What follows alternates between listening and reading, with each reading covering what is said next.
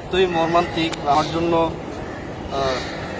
এতটাই কষ্টের ছিল এটা বারবার বর্ণনা করে আমার জন্য মানে মস্তিষ্ক আমার দিকে আছে এটা বলা যায়। তারপরেও এটা জাতির সামনে এবং সাধারণ ছাত্রদেরকে এটা জানানো দরকার যে কেমন বর্বর তারা হতে পারে। আমাকে যখন প্রক্টরদের সাথে আমরা এখানে স্যারদের সাথে কথা বলছিলাম গেটের সামনে, তখন স্যাররা সর্বশেষে আমাদের আশ্বস্ত করেছিলেন যে কেউ যদি গ্রেপ্তার হয় তাহলে সবার আগে যাতে আমি গ্রেপ্তার হই, কেউ যদি আটক হয় এটা স্যার এবার বলছেন, এবং কেউ যদি গুলি খায় সবার আগে যাতে আমি গুলি খাই, এবং তোমাদের সাথে সবার আমি আছি। এই বলে উনি আমাদের সবাইকে, আমরা এখানে 15 থেকে 20 জন যারা ছিলাম সবাইকে উনি আমাদের মেসের দিকে নিয়ে যাচ্ছে। আমাদের এর আগে 6 দফা দাবি ছিল, সেই দাবির জন্যই আমরা এসেছিলাম, আমরা কোনো অহিংস আন্দোলনের জন্য এখানে আসছিলাম না। তো উনি যখন নিয়ে যাচ্ছিল সহিংস আন্দোলনের জন্য আমরা এখানে আসছি। উনি যখন নিয়ে যাচ্ছিল তখন পিছন থেকে এডিসি বদরুল আমাকে ডেকেছিল, ডেকে আলাদা করেছে, এবং ডিবি 5টা গাড়ি আসছিল, আপনারা যারা সাংবাদিক ছিলেন তারাও দেখেছেন 5টা গাড়ি আসছিল। এসে তারা শুধুমাত্র আমাকেই এইখান থেকে উঠিয়ে তারপরে মিন্টু রোডে ডিবির কার্যালয়ে নিয়ে গেছে। আপনারা আসলে বর্ণনা করতে গিয়ে আমার অনেক জায়গায় খুবই কান্না পেয়ে আসবে। যখন গাড়িতে উঠায় তখনই আমাকে মার শুরু করে, বিশেষ করে অ্যাসিস্ট্যান্ট কমিশনার গোলাম মুস্তফা এবং তার সাথে যারা ছিল, আমি যে মাইক্রোতে ছিলাম তাদের সাদা গাড়িতে, সেখানেই মার শুরু করে। মোটামুটি তখনই আমার এই পাশে এবং এখানে আপনারা দেখতে পারবেন এখনো মনে হয় ফুলা কিছু আছে, হাতের ঘুষিতে আমার এগুলো ব্যথা হয়েছিল এবং ফুলে গেছিল। তো যখন মিন্টু রোডের ওই ডিবি কার্যালয়ে নিয়ে যায়, আমি ভেবেছিলাম যে গাড়িতে যে টর্চার করেছে সেটা অনেক বেশি, এর চেয়ে বেশি টর্চার আর হতে পারে না। আমাকে হয়তো এখন তারা ছেড়ে দিবে, না হয় তারা গ্রেফতার দেখাবে, কিন্তু এর চেয়ে যে পাশবিক নির্যাতন তারা করতে পারে এটা আমি কোনোদিন চিন্তাও করিনি। তারা আমাকে যখন ডিবি কার্যালয়ের মূল ভবনের সামনে নিয়ে যায় তখন আমার চোখে একটা কালো কাপড় বেঁধে দেয়। আমি খুব ভয়ে ছিলাম, বারবার বলছিলাম যে ভাই আমাকে মেরে ফেলবে না তো। বলছিল যে খুবই খারাপ, এবং আমার মা বাবা নিয়ে গালি দিয়ে যে কথা বলবি না, চুপ থাক, যা করছি তা আমাদের উপর থেকে নির্দেশ, আমাদের করতে হবে। চোখ বেঁধেছিল, চোখ বেঁধে নিয়ে এক জায়গায় নিয়ে গেছিল আমাকে। কোথায় নিয়ে গেছিল আমি বলতে পারি না, ওইখানেই পাশে কোনো একটা জায়গায় আমাকে নিয়ে গেছিল। নিয়ে একটা শুরুতে একটা চেয়ারে বসায়, সেখানে আমার শরীরের যত কাপড় চোপড় ছিল সব খুলে ফেলে উপরে আরেকটা মাস্ক দিয়েছিল, তার উপরে আবার আরেকটা মাস্ক দিয়েছিল, এবং সেই চেয়ারে বসিয়ে আমাকে গালি দিচ্ছিল। তখন হঠাৎ করে ডিসি আসে। এটা বুঝতে পারলাম কিভাবে, যখন সে আসতেছিল তখন হচ্ছে ওইখানকার কয়েকজন কনস্টেবল বলতেছিল যে এই ডিসি আসতেছে সাবধান। এমন ডিসি আসে, ডিসি আসার পরে আমাকে চেয়ার থেকে উঠে নিচে শোয়ায়। নিচে তখন আমার, আপনারা জানেন 15 তারিখে ছাত্রলীগ আমার এই হাতে 3টা জায়গাতে একটা মাইনর ফ্র্যাকচার করেছিল বাড়ি মেরে, ডান পাশে আমাকে অনেক মেরেছিল। এই হাতটা আমার ইয়েতে একটা ডান হাতটা ঝুলানো ছিল। তখন সে আমাকে প্রথমে চিৎ করে শোয়ায়, শুয়ে আমাকে বলতেছে যে তোর এক হাত তো ছাত্রলীগ বাঁচে, আরেক হাত আমরা ভেঙে দিব। যাই হোক, এই নাভি নিচ থেকে এই হাঁটু পর্যন্ত, হাঁটুতে অনেক বাড়ি মেরেছে। আমি তো আসলে আমার ওইখানে সমন্বয়কদের মধ্যে একজন সমন্বয়ক ভাই ছিলেন, ডাক্তার যখন এগুলো দেখছিলেন তখন ভাই এগুলো দেখেছেন। আমি আসলে যদি নাহিদ ভাইয়েরটা সময় দেখেছে, সেন্টারের সমন্বয়ক নাহিদ ভাইয়ের পিছনে কি অবস্থা হয়েছিল। রুটি যেভাবে বলে, মুখ কথায় রুটি যেভাবে বলে, তারা এইভাবেই আমার এই জায়গা থেকে একদম এইখানকার হাড় পর্যন্ত লাঠি জাতীয় কোনো একটা কিছু রেখে জোরে জোরে চাপ দিয়ে আমাকে কান্না করতে পর্যন্ত দেয় নাই। আমি যখন কান্না করতাম তখন আমার এইদিকে জোরে জোরে থাপ্পড় মারতো এবং বলতো যে কান্না করলে তোকে মেরে ফেলবো, তোকে আরো বেশি মারবো। কান্না পর্যন্ত করতে দেয় নাই। দুই পা আমাকে লম্বা করে শুয়ে এখানে লাঠি রেখে সম্ভবত দুজন চাপ দিয়ে আমাকে রুটির মতো এই পাশটা বারবার করছিল, এবং এটা শেষে আবার উল্টো করে শুয়ে পিছন দিয়ে আবার এই পাশ থেকে পিছন পর্যন্ত আমাকে মারছিল। প্রায় 2.5 ঘন্টা যাবত এমন করেছে। পরে হাত দুটো লম্বা করেছে, আমার বাঙা হাত এভাবে ছিল, এই হাতটা লম্বা করে এইখানে সম্ভবত লাঠি জাতীয় একটা কিছু দিয়ে এই হাতের গিয়াতে চাপ দিয়ে ধরেছে। আমার না দমটা বের হয়ে আসতেছিল। তখন আমি ভাবতেছিলাম যে হয়তো মানে আমি আর বাংলাদেশ না, বাংলাদেশ মানুষের সামনে আমি পড়ি নাই, এরা মানুষ না যারা আমাকে টর্চার করছে। এরা বারবার আমার মা বাবা নিয়ে এত গালি দিচ্ছিল, খুবই বাজেভাবে।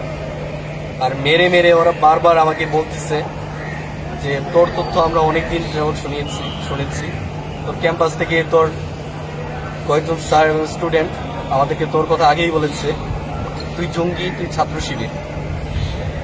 এই মিথ্যাটা তারা প্রমাণ করার জন্য বারবার আমার মুখ থেকে বের করার জন্য তারা করছে, পায়দারা করছিল। শেষ পর্যন্ত তারা এইটা না পেরে আবার বলা শুরু করেছে, তুই ছাত্রদল করিস, তোর পিছনে যারা ছিল ওখানে সব ছাত্রদল। এটা বলতে বলতে আমাকে আসলে আবারও বলতে হয় নাহিদ ভাইয়ের কথা, আমি তো সামনের অংশ দেখতে পারতাম, সামনের অংশটা কালো হয়ে এমন হয়েছিল যে আমি ভেবেছিলাম যে আমার হয়তো নিচের এই পাশটা আমার পচে যাবে বা কেটে ফেলতে হবে, এমন অবস্থা হয়েছিল। উল্টো করে পিছনের অংশটা দিয়েছিল, হাতের এইখানে এভাবে রেখেছে। আমি তো দেখিনি, ভাই ছিল মনে হয় হসপিটালে, ভাই দেখেছে পিছনে কি হয়েছে আসলে। আর প্রস্রাব করতে বলেছে। আমি আসলে বলতে একে তো খুবই লজ্জা পাচ্ছি, আর একে চিন্তা করছি যদি এগুলো না বলি তাহলে দেশের মানুষ আসলে এবং আমাদের ক্যাম্পাসের শিক্ষার্থীরা জানবে না কি আসলে নির্যাতন তারা করেছে। প্রস্রাব করতে বলেছে, প্রস্রাব করার পরে আমার শর্ট খেয়েছি, আমি পুরো শরীর কেঁপেছে এবং পড়ে গেছিলাম, আমি দাঁড়িয়ে প্রস্রাব করেছি। তখন আমি উঠুন, তো হাতে এখানে একটা ইঞ্জেকশন মেরেছে, যখন হাতে চাপ দিয়ে ধরে রেখেছিল তখন অ্যাডভোকেটকে বলেছিলাম ইঞ্জেকশন মেরেছে, এবং এটা আদালতে বলা হয়েছে, তাই হয়তো রিমান্ডটা একটু কমিয়ে দিয়েছে। তো ওরা আমার অন্ধ্রকোষে জোরে জোরে সম্ভবত টোকা মেরেছে আমার। আমি বারবার আমার মনে হচ্ছিল যে আমি মরে যাচ্ছি না কেন, এত ব্যথা হচ্ছিল আমার। শেষ পর্যন্ত ওই টর্চার আসলে অনেক বর্ণনা দেওয়া যায়। এরা বারবার আমার কাছে নাম জিজ্ঞেস করতেছিল সমন্বয়কদের, যে কোন কোন সমন্বয়করা ছাত্রদল করে, কোন কোন সমন্বয়করা শিবির করে। এইটা ওরা আসলে 15 তারিখ থেকে আমাকে ট্র্যাক করতেছিল। 15 তারিখে যখন ঢাকা বিশ্ববিদ্যালয়ে আমি মার্কে আসছি, এবং 16 তারিখ থেকে আমি এখানে নেতৃত্বটা টেক ওভার করেছি ধরা যায়, কারণ অনেক সমন্বয় হুমকি দামকির মানে সম্মুখীন হয়েছে। অনেক সমন্বয়কে এভাবে বলা হয়েছে, বাসায় গিয়েও গুলি ধরেছে। আমাদের এখানে সোহান আছে, সোহানের বাসায় নাকি ছাত্রলীগ কর্মীরা গিয়ে ওকে বন্দুক তাক করেছে। এখানে অনেক সমন্বয়কে অনেক কিছু করেছে, এটা শুনেছি। ওনাও অনেক আগ থেকেই জানতো সমন্বয়কদের তালিকা এখানে ক্যাম্পাস থেকে আমাদের হয়তো কেউ লিক করেছে, নাহলে এভাবে বলতো না যে তোর স্টুডেন্ট এবং স্যাররা আমাদেরকে তোর কথা বলেছে। 15 তারিখ থেকে ওরা আমাকে টেক করছে, আমাকে ভয়েসগুলো শোনাইছে। ইভেন এইটাও শোনাইছে, আমি এখানে বক্তব্য দিয়েছিলাম দাঁড়াইয়া যে ছাত্রলীগ আমাদেরকে মেরেছে, আমরা তাদেরকে মারবো না, তবে আমরা সমুদয় বিশ্বাসী। এই কথাটা তারা আমাদের ডিবি অফিসে এই ভয়েসটা শোনাইছে। অবশ্যই এখানে আমাদের স্টুডেন্টদের মধ্যে অথবা আমাদের শিক্ষকদের মধ্য থেকে অথবা বহিরাগত কেউ থাকলে তারা এটা রেকর্ড করেছে, এটা ডিবিতে পাঠিয়েছে, তারা আমাকে রেকর্ড শুনিয়েছে। এবং অফলাইনে ফোনে যে কথা বলেছি 15 তারিখ থেকে সেই ফোনের রেকর্ডগুলো শুনিয়ে আমাকে মেরেছে। ইভেন আমি সকালে আমার মা থেকে আমি বিদায় নিয়েছি। আমি জানি এই স্বৈরাচার সরকার আমাদেরকে খুব সহজে ছেড়ে দিবে না, আমাদেরকে মেরে ফেলবে। আমি আমার মা থেকে সকালবেলা আমি বিদায় নিয়েছি, মা মরে গেলে আমার জন্য কান্নাকাটি করো না, আমার জন্য দোয়া করো, আর যদি বেঁচে থাকি তাহলে বিকেলবেলা ফোন দিবে। এই ভয়েস রেকর্ডটা তারা আমাকে শুনিয়ে টর্চার খুব বেশি মাত্রায় বাড়াই দিয়েছিল, এবং এক পর্যায়ে ওরা আমার হাত পা দুইটা একসাথে করে দুই দিক দিয়ে পাড়া দিয়ে ধরে রেখেছিল, এবং পিঠে পাড়া দিয়ে দাঁড়াইছিল মনে করতে। আপনারা জানেন আমি বিএনসিসি করেছিলাম, বিএনসিসির কার্ডটা ভিতরে পেয়েছে। ওরা বারবার বলতেছে সে এত শক্ত কেন, সে জঙ্গি, সে বিএনসিসি ট্রেনিং নিয়েছে। আমি বলার মতো কোনো স্কোপ পাইনি যে আমি সেনাবাহিনীর সাথে আমি সামরিক মহড়ায় অংশ নিয়েছিলাম। অন্ততপক্ষে আমি দেশদ্রোহী হতে পারি না বা জঙ্গি বা এমন কিছু আমি করতে পারি না, এই কথাটা বলার সাহস আমি পাইনি। তারা বিএনসিসি কার্ডটা দেখে বারবার বলছিল যে সে এত সত্য, সে ট্রেনিং নিয়ে এসেছে, জঙ্গি এমন কিছু করছিল। বারবার অ্যাসিস্ট্যান্ট কমিশনার গোলাম মুস্তফার কথা বলতো, সে বলতেছিল যে কয়েকজন কনস্টেবল বলছিল স্যার ছেড়ে দেই, ওর হাত মনে হয় অলরেডি ভেঙে গেছে। এখানে ডাক্তাররা অপারেশন করে একটা গুঁড়া আছে, সেই ফ্র্যাকচারটা বা ভাঙা অংশটা তারা বের করবে। তো আমি তাদেরকে বলেছিলাম এখানে গুঁড়োটা হয়েছে কীভাবে, তারা বলেছে জোরে চাপের কারণে এটা হয়েছে, সম্ভবত ওই সময় আওয়াজ হয়েছিল। আপনারা দেখবেন আমি ছবি তুলে আমি পোস্ট করে দিব অপারেশনটা কীভাবে করেছে।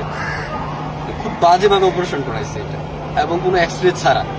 আমাকে ডিবির অফিসটাই শেষ করি, যখন আমাকে এই উলঙ্গ অবস্থায় আমাকে ডিবির একটা রুমে নিয়ে গেছিল এবং আমাকে উলঙ্গ অবস্থায় আমার চোখ খুলে দেওয়া হয়েছিল। যখন 4:30টায় ডিবি হারুন আসে, সে এক জায়গা থেকে মার খেয়ে আসছিল, আমি তখন তাকে দেখতে পাই না, তখন আমার আবার চোখে কাপড় বেঁধেছিল।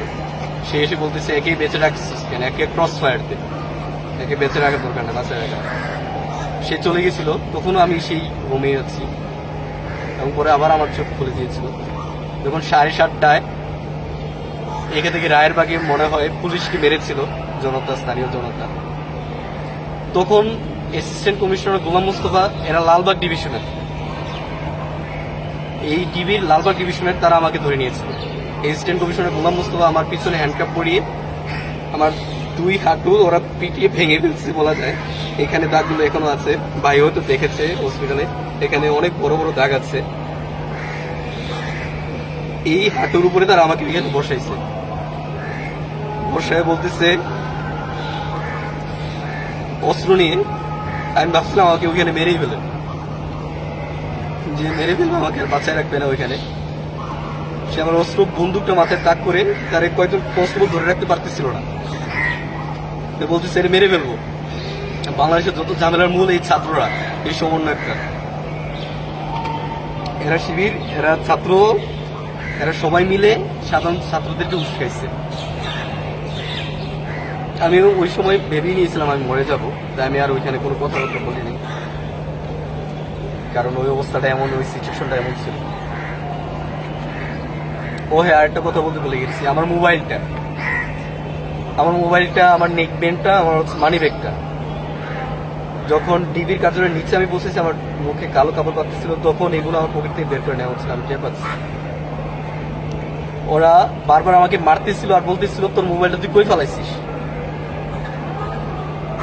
ওরা স্বীকার করে নিচ্ছে আমার মুখ থেকে যে আমার মোবাইলটা আমি ফেলাইছি।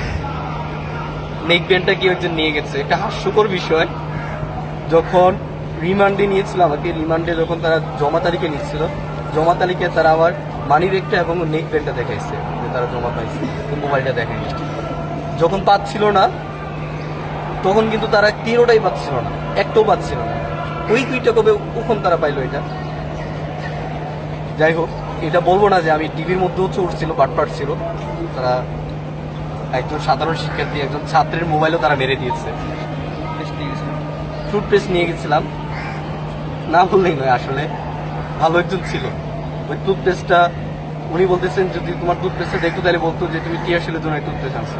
এই টুথপেস্টটা উনি লুকাই ফেলছিলাম, কানে কানে বলছিলাম বইলো না, এটা ভালো ছিল, হুজুর করেছিল, পাঞ্জাবি পরা ছিল, রেখেছিলাম। যাই হোক, ডিবি কার্যালয় থেকে যখন আমাকে রিমান্ডে আনা হয়, আমার হাতটা 2 হাত আমি এভাবে ঝুলাই রাখতাম, আমার হাত 2টা ভেঙে দিয়েছে। আমি পারতেছিলাম না 2 হাত দিয়ে বসে থাকতে। আমাকে এই অবস্থায় এসে বলতেছে তুমি যদি হাত এভাবে ঝুলাই রাখো তোমাকে আমরা আদালতে পাঠাবো না, তোমাকে ডিবি দিয়ে রেখে দেবো। তখন ওখানে ডিবির গারদে বিএনপির বড় বড় নেতারা ছিল, তারা বলছিল যে তুমি আপাতত কোর্টে উঠো, নাহলে তোমাদের কি করে এটা বলা যায় না, সরকার নির্দেশ দিচ্ছে তোমাদেরকে মেরে ফেলতে, তোমাকে বাঁচিয়ে রাখবে না। তো এইটা আমি, আপনারা দেখেছেন কোর্টে আসার সময় আমার হাতে কিছুই ছিল না। তবে অ্যাডভোকেট যখন জাজের কাছে বলছিল, তখন এটা বলছিল, এটা উল্লেখ করে বলছিল আমাকে যে ইনজেকশন করেছে এটা পরীক্ষার জন্য, আমার চিকিৎসার জন্য। কিন্তু জাজ কোনো ব্যবস্থা নেয়নি। জাজ উল্টো আরো 2 দিন রিমান্ড দিয়ে দিয়েছে। রিমান্ডে নেওয়ার পরে ওরা টিভি থেকে আমার এলাকাতে লোক পাঠিয়েছে যে কোনোভাবেই আমি ছাত্রদল করি বা ছাত্র শিবির করি বা অন্য কোনো রাজনৈতিক সংগঠনের সাথে যুক্ত আছে কিনা তা প্রমাণ করার জন্য। তবে তারা কোনো প্রমাণ পায়নি। দিন শেষে কোটা আন্দোলনের সমন্বয়কারী বা সমন্বয়ক হিসেবেই তারা রাজনৈতিক পরিচয়টা লিখেছে। তো যখন হচ্ছে আমাকে মানে এইদিকে ট্রান্সফার করে আমাকে আদালতে আবার এখানে তোলা হলো, এখানে আর কোর্টে উঠায় নাই। কোর্টে উঠালে আমাকে অবশ্যই অ্যাডভোকেট এমসি মেডিকেল সাপোর্ট মানে রেফার করতো, তো কোর্টে আর আমাকে উঠায় নাই। জেলে যাওয়ার পরে কেন্দ্রীয় কারাগারে আমি অনেক গার্ডকে কান্না করতে করতে বলেছি যে ভাই আমি হাঁটতে পারতেছি না, দয়া করে আমাকে মেডিকেলে নিয়ে যান এখানে। ওখানে একজন ছিল মুরব্বী, বলছে যে তোমাকে এখনই আমরা নিয়ে যাবো, কারণ যখন হাঁটছিলাম তখন আমার যে প্যান্টটা ছিল প্যান্টের জন্য আমার এই জায়গাটা ছিলে গেছিল, অনেক জায়গা এই জায়গাতে দাগ পড়ে গেছে। ভাই হয়তো দেখেছে, যদি দেখে থাকে হসপিটালে এই জায়গাতে দাগ পড়ে গেছে। ওই আমি এক প্যান্ট 8 দিন পরেছিলাম। তাদেরকে বলেছিলাম ভাই কোনোভাবে আমার পরিবারের সাথে একটু যোগাযোগ করি, আমার কিছু কাপড় লাগবে, তারা যোগাযোগ করতে দেয় নাই। জেলে আমাকে তারপরও এমসি দেয় নাই, আমাকে সরাসরি আমদানি বলে আমদানিতে পাঠাই দিচ্ছে। এক পাশে শুনে না ভাই, এখানে আমরা তো একটু ফাঁকা হয়ে বসে আছি, এখানে ওনার পা লেগে আছে, এমন ওর ছিল না। আমদানিতে অনেক স্টুডেন্ট ছিল, অনেক কষ্টে তারা অনেক মার খেয়ে আসছে। এমন ছিল যে আমি এইভাবে কাত হয়ে শুয়ে থাকতে পারতাম না, কারণ এই হাতেও ব্যথা এই হাতেও ব্যথা। 2 রান বলা যায় যে আমি ভাবছিলাম যে পচে যাবে, এত কালো হয়েছিল। তো আমদানি থেকে যখন ওয়ার্ডে দেওয়া, আমি তাকে বলছিলাম যে ভাই আমাকে দয়া করে দ্রুত দেন। তারা বলছিল কেস কাট হওয়ার আগে দিবে না। কেস কাট হওয়ার পরে আমি অনেক চেষ্টা করেছি, মেডিকেলে যাওয়ার জন্য পারিনি। সর্বশেষ 27 তারিখে মনে হয় আমাকে এমসিতে আমাদের রুমের যে ইনচার্জ, ওয়ার্ডের ইনচার্জ নিয়ে গেছিল। এমসিকে ডাক্তার দেখে বলেছিল একে দ্রুত হসপিটালে পাঠানোর দরকার। ওরা রেফার করে দিয়েছিল ঢাকা মেডিকেল অথবা পঙ্গু, দুইটার যে কোনো একটাতে যাতে নিয়ে নেয়। তারা আনে নাই। যখন আবার 31 তারিখে আমি আবার যাই, তখন আবার তারা জেলারকে এবং হচ্ছে পাশে যারা ছিল তাদেরকে বলছিল যে একে এখনো পাঠানো হয়নি কেন ডাক্তাররা, তারা আমাকে নিয়ে যায়নি। আমি শুধুমাত্র ব্যথার ওষুধ খেয়েছিলাম আর এখানে ভিজা গামছা পেঁচাইছিলাম। আমাদের ওইখানে তুষার এবং মার্কেটিং এর আরেকটা ছেলে রিয়াদ, ওই ছেলেটা, ওরা 2জন ছিল। আমাকে লুঙ্গি দিয়েছে, আমাকে কাপড় দিয়েছে। সাধারণ মানুষ যাদেরকে গ্রেফতার করে নিয়ে আসছে, এক রিক্সা ড্রাইভার আমাকে লুঙ্গি দিয়েছে। আমি ওখানে লুঙ্গি পরেছিলাম, কাপড় তো পরতে পারতাম না, এখানে এমন অবস্থা ছিল। পরে ওইখানে ছাত্ররা যারা ছিল তারা জেনেছে যে আমি সমন্বয়ক। একটু পরপর তারা আসতো, আমার খোঁজ দিত। আমি তারা আসার পরে একটু অনেক বেশি সাহস পাই এবং 1 তারিখে আমাদের এখানে সমন্বয়করা কিছু টাকা এবং কিছু কাপড় চোপড় পাঠিয়েছে। আমি পরিবারের সাথে যোগাযোগ করতে পারিনি, আমাকে যোগাযোগ করতে দেয়নি। কিছু টাকা এবং কিছু কাপড় পাঠিয়েছিল, ওগুলো 1 তারিখ পেয়েছিলাম। তারা বলেছিল অনেক আগে নাকি আমাকে রিচ করার জন্য আমাকে কাপড় চোপড় পাঠিয়েছিল, সেগুলো আমি পাইনি, আমাকে দেয়নি। কারাগারের ভিতরেও এমন ছিল, তারা পানিতে মরিচা মিশিয়ে রাখতো যাতে কেউ পানি না খাইতে পারে এবং গোসল করতে যাতে না পারে। খাবার এত কম দিত এবং এত বাজে খাবার দিত। আমি একটা রুটি নিয়ে আসছি, রুটি জেলে দেয়, এই রুটি দেয়, কিন্তু এরকম বাজে কোনো সময় নাকি বানাতো না। এখানকার আগে যারা জেলে বন্দি ছিল তারা বলেছে। রুটি আমি একটা নিয়ে আসছি, আমি এটা দেখাবো, আপনাদের সবাইকে দেখাবো কেমন রুটি দিয়েছি। একটা রুটি সকালবেলায় আর পচা একটা ভাজি সকালবেলায় দিয়েছি, আর দুপুরবেলায় ডাল দিয়ে আর ভাত আমরা খাইতাম, ভাতের সাথে নাকি সীসা মিশাই দিত। যাই হোক, খেয়ে তো বেঁচে থাকতে হবে। একটা মরিচের দাম সেখানে 10 টাকা, একটা মরিচের দাম 10 টাকা। কারাগার থেকে যারা বের হয়েছে তাদের থেকে জিজ্ঞেস করে পারবেন, আমাদের কাছে কারো কাছে টাকা পয়সা ছিল না। বিশেষ করে রিয়াদ এবং তুষার, ওদের কাছে কোনো টাকা পয়সা তো নাই, কোনো কাপড় চোপড় ছিল না।